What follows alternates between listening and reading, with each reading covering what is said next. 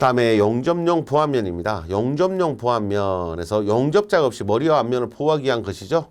통상적으로 지지대를 사용하여 고정하며 적합한 필터를 통해서 눈과 앞면을 보호한다라고 이야기합니다. 자동 용접 필터에서 아크가 발생하면 낮은 수준의 차광도에서 설정된 높은 수준의 차광도로 자동 변화하는 필터를 자동 용접 필터라고 부릅니다. 이게 필터가 자동으로 변한다는 이야기죠. 뭐에 따라서? 유해 광선의 차광도에 따라서, 유해 광선에 따라서 낮은 수준의 차광도에서 높은 수준의 차광도로 자동 변화한다. 필터가 자동 용접 필터라고 부릅니다.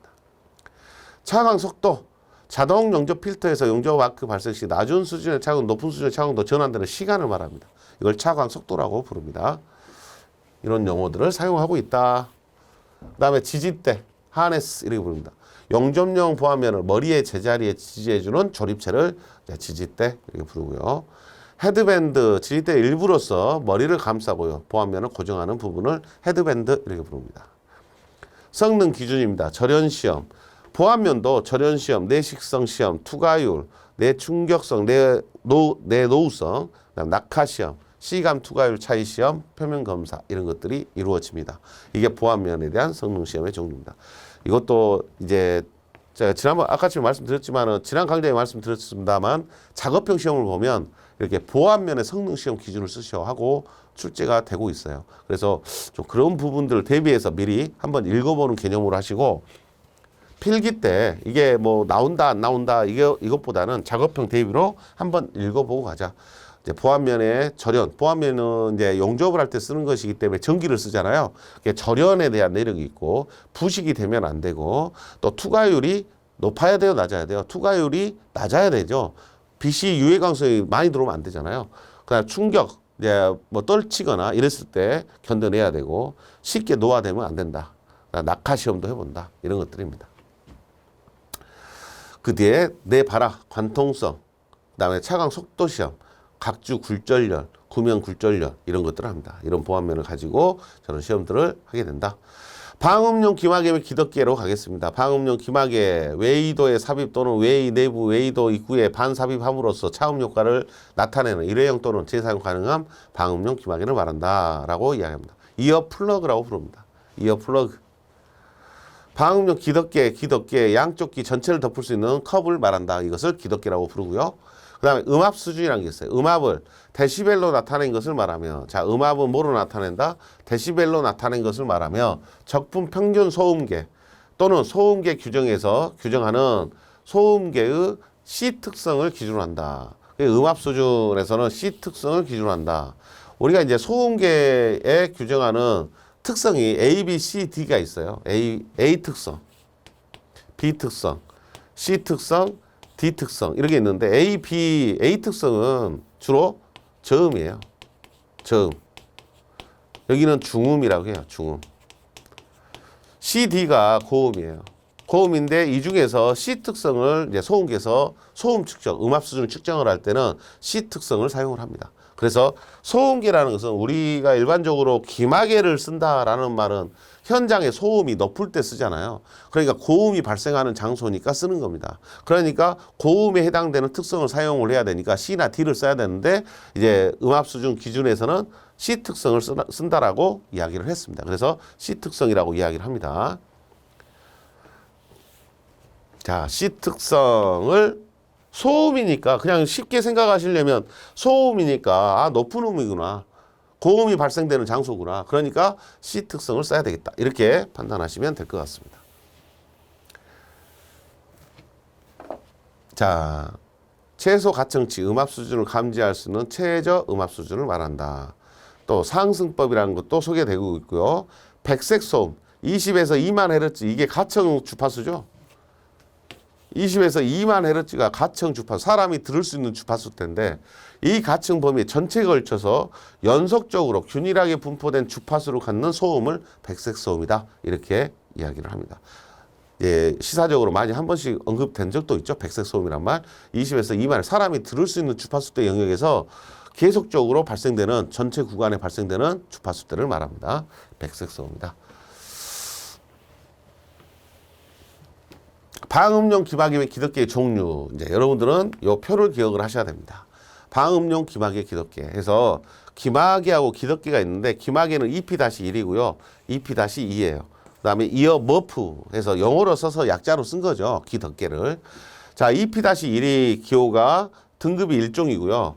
저음부터 고음까지 차음입니다. 저음부터 고음까지 차음이고 EP-2가 주로 고음을 차음하고 저음은 차음하지 않는다 그랬어요. 그래서 고음만을 차단하는 게 목적입니다. EP2종이. EP1종하고 이어 머프는 저음, 고음까지 다 차음합니다. 요것만 고음을 차단하는 걸 목적으로 합니다. 그래서 회화 음역은 통과시키는 게 목적이다. 이렇게 봅니다. 그래서 기마개 종류 중에서 성능을 잘 구분하셔야 되겠어요. 자, 고음, 저음을 다 차단하지만 EP2종만 고음만 차단하는 게 목적이다. 이렇게 기억을 하셔야 됩니다. 이 표가 이제 작업형 시험 때도 나오는 표죠. 그래서 기마개 기덕기에 대한 종류, 그다음에 성능, 뭘 목적으로 하는지 기억을 하셔요. 이 두 개는 같습니다.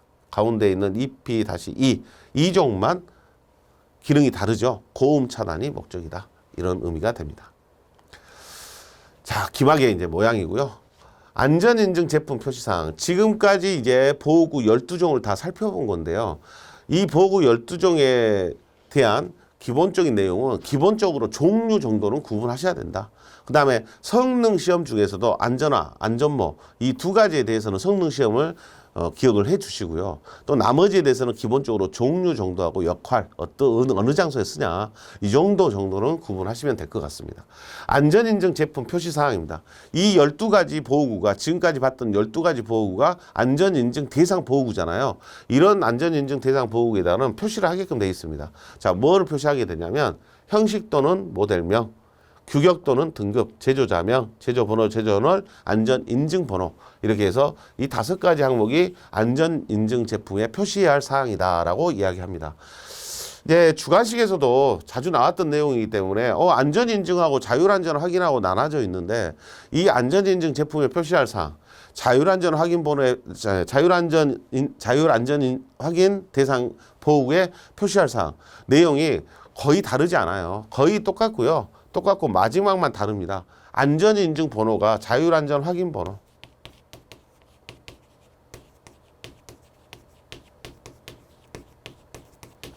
이렇게만 바꾸면 나머지 1, 2, 3, 4는 똑같아요.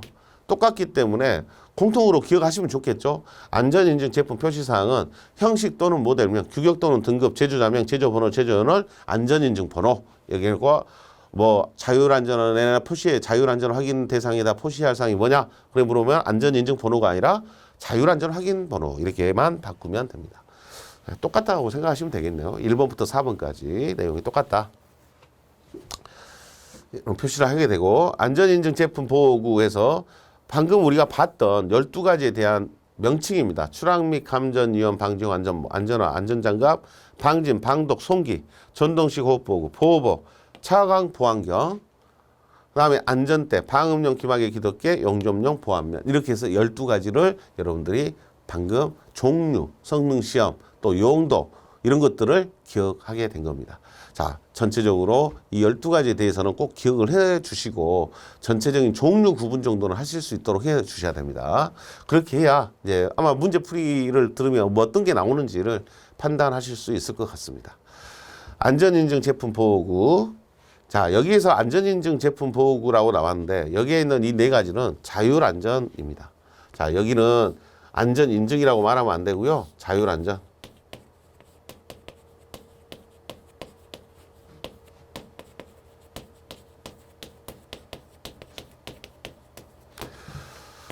안전인증 12가지는 앞에서 나왔고요. 자율안전 확인 대상 보호구가 이렇게 4가지 있는 거죠. 안전모, 보안경, 보안면, 잠수기. 그래서 안전모, 보안경, 보안면 여기 앞에 수식어가 있었잖아요. 추락 및 감전 위험 방지용, 차광용 보안경, 용접용 보안면 이렇게 말하지 않으면 자율안전 확인 대상으로 보게 된다는 이야기예요.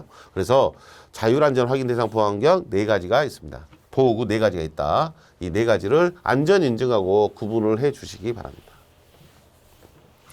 자, 자율안전 확인 대상 보호구의 종류가 4가지밖에 없어요. 나머지 안전인증이 12가지가 있었기 때문에 시험은 안전인증이 주가 되겠죠. 그렇게 여러분들이 판단을 해 주시기 바랍니다. 자, 보호구의 지급입니다. 사업주는 다음 각호의 사항에 따라서 적합한 보호구를 지급해야 된다 했고요. 자, 한번 읽어보겠습니다. 이 문제도 출제가 된 적이 있는데요. 물체가 떨어지거나 날아올 위험 또는 근로자가 추락할 위험이 있는 작업, 이런 작업을 할 때는 안전모를 지급을 해야 된다. 자, 여러분들이 생각을 해보셔야 되는 게 뭐냐면 물체가 떨어지거나 날아올 위험, 그랬으니까 낙하비례죠. 예, 편하게 낙하비례고, 근로자가 추락할 위험이 있으니까 추락이죠. 또 낙하하고 추락에 대한 대책이 같이, 낙하비례 추락에 대한 위험이 있다. 그때 쓸 수 있는 게 뭐냐 이거죠. 안전모가 A형, B형, E형 이렇게 있죠. A, B, E형, A, B형, A, E형 이렇게 있잖아요. A, B, E가 사용이 되는 게 A가 뭐예요? 낙하비례, B가 추락이에요. 낙하비례 추락에 대한 위험을 경감할 때 안전모 쓰라고 했다는 이야기죠. 그래서 답을 안전모를 할 수 있다 이 말이에요. 다른 것들은 낙하비례 추락에 대한 대비가 안 됩니다. 뭐 여러분들이 낙하비례 추락 이렇게 했는데 안전대를 떠올렸다. 안전 추락이 있으니까 안전대 아니야? 하고 안전대를 생각해 보면 낙하비례에 대해서는 안전대가 대응이 없죠. 그래서 이런 위험을 다 적응할 수 있는 게 안전모란 이야기예요. 그래서 답을 안전모로 하셔야 됩니다. 이것은 지금 법에 나와 있는 내용이죠. 사업주는 이렇게 써진 거 보니까 법에 있는 내용입니다. 이런 조건일 때는 안전모. 높이 또는 깊이 2m 이상의 추락할 위험이 있는 장소. 추락이라고만 나왔잖아요. 또 깊이 2m 이런 말 나왔고 높이나 깊이가 2m. 그러면 안전대를 써야 되겠죠. 물체의 낙하 충격, 물체의 끼임, 감전 또는 정전기, 대전에 의한 위험이 있는 장소 안전화입니다. 낙하, 충격, 물체의 끼임, 감전, 정전기, 대전 이런 것까지 다 할 수 있는 게 안전화. 왜? 안전화의 종류가 뭐 있었어요? 안전화의 종류가 뭐 기억나셔야죠? 안전화의 종류가 7가지 있었잖아요. 가죽재 안전화, 가죽재 안전화가 있었고 가죽재 안전화, 고무재 안전화 이야기 해보세요. 가죽재 안전화, 고무재 안전화, 정전기 안전화, 절연화, 절연장화, 절연장화도 같이 이야기하시고 절연장화, 발등 안전화, 발등 보호 안전화 뭐 이렇게도 부르죠. 발등 안전화. 또 뭐 있었습니까? 화학물질용 안전화, 화학물질용 안전화 이런 것들이 있었잖아요. 그래서 낙하나 충격, 그 다음에 낙하나 충격이니까 뭐예요? 낙하물에 대해서 발등 보호하는 발등 있죠? 물체의 끼임, 물체에 끼었을 때, 그럼 끼임이라는 것은 어디 부분에 발이 들어가거나 이랬을 때 발등을 보호해야 되니까, 발을 보호해야 되니까 여기에 있는 보호구들이 다 기본적으로 그런 금속이 들어가 있잖아요. 그러니까 그런 내용들은 다 해당이 되고, 감전 해서 절연화, 절연장화, 정전기 하니까 정전기 이런 것들이 다양한 위험에 대해서 대응할 수 있는 보호구가 안전화가 있더라. 이런 7개의 안전화가 여기에 있는 위험들을 다 대비할 수 있더라. 그래서 안전화라고 답을 한 겁니다. 여러분들이 안전화의 종류 기억하시면서, 그러니까 이 문제가 쉬운 게 아니에요. 여러분들한테 지금 만약에 보호구를 지워버리고 이렇게 문제만, 내용만 이렇게 쭉 써놨을 때 여기다 여러분들이 보호구를 쓰는 것을 연습을 한번 머릿속으로 하셔야 돼요. 안전모, 그 다음에 안전대, 안전화 이렇게 기억을 해보시고, 물체가 흩날린다라고 했어. 물체가 흩날린다 했으니까 보호안경을 착용해라. 영접 시 불꽃이나 물체가 흩날릴 위험이 있다. 여기도 흩날린다 근데 영접이라고 했잖아요. 그러니까 보안면이에요. 보안면. 그 다음에 감전 위험이 있으니까 절연용 보호구. 고열이니까 방열복. 선창 등에서 분진이 심하게 발생하는 하역 작업이니까 방진 마스크. 여기는 분진이라고 이야기를 했으니까 방진.